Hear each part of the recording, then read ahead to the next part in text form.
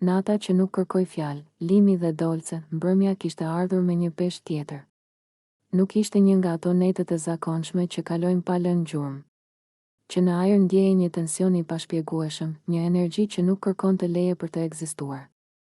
Limi dhe Dolce u gjendën përballë njëri tjetrit jo si dy njerëz që kërkojnë shpjegime, por si dy forca që e njohin mirë gjuhën e heshtjes. Dolce kishte diçka ndryshe atë mbrëmje.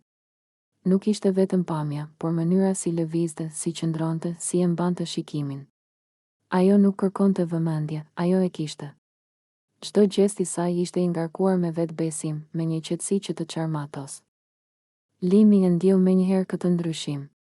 Ishte një ndjesi që nuk lind nga fjalët, por nga intuita. Ata folën pak. Shumë pak. Dhe pikërisht kjo e bëri gjithçka më intensive. Sepse kur fjalët mungojnë, trupat dhe energjia flasin. Çdo afrim i vogël, çdo distancë e shkurtër mes tyre, dukej si një vendim i heshtur që po merrej pa u thënë me zë. Mbrëmja u thellua dhe koha filloi të humbiste kuptimin. Dritat u zbehen, zërat përreth u shuan, dhe gjithçka që mbeti ishte prania e njëri tjetrit. Limi ndjeu një zjarr të brendshëm, jo të nxitur nga impulsi i çastit, por nga një përplasje emocionesh të grumbulluara, lodhje, dëshirë, nevojë për të ndjerë diçka reale pas gjithë kaosit të ditëve të fundit. Dolce nuk ishte thjesht pjesë e asaj nate, ajo ishte katalizatori. Ajo nuk e shtynte situatën, por as nuk tërhiqej. Ishte e pranishme, e vetëdijshme për efektin që kishte. Dhe kjo e bënte gjithçka më të fortë. Nata nuk kishte nevojë për premtime apo plane. Ishte një natë që ekzistonte vetëm për veten e saj, kur u gjendën më në fund në intimitetin e tyre, nuk kishte ngudh. Ishte një afërsi e ngadaltë, e ndjerë, ku çdo moment ndërtohej mbi tjetrin.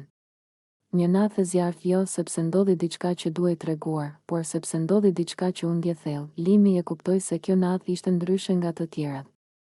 Jo sepse ishte perfekte, por sepse ishte e sinqertë në intensitetin e saj. Dolce i dha diçka që ai nuk e kishte kërkuar me fjalë, por që i mungonte, një ndjenjë gjallërie, një rikujtim se ende mund të ndjesh fort, pa u shpjeguar, pa u justifikuar. Ora kaloi, nata u shtrie gjatë, dhe ata qëndruan bashkë deri në mëngjes. Jo në zhurmë, por në qetësi. Në atë lloj qetësie që vjen vetëm pas një nate të fortë emocionalisht. Dolce ishte e qetë, e sigurt, ndërsa Limi mendonte në heshtje se disa net nuk janë kthes jete, por ndalesa të nevojshme. Kur drita e parë e mëngjesit hyri në dhomë, gjithçka dukej ndryshe. Jo më e thjeshtë, por më e qartë. Nata kishte qenë super jo sepse kishte thyer rregulla, por sepse kishte thyer lodhjen emocionale. Ishte një natë që nuk kërkonte asnjë shpjegim publik. Dolce u ngrit me një qetësi të bukur. Pa dramatik, pa pritshmëri të tepruara.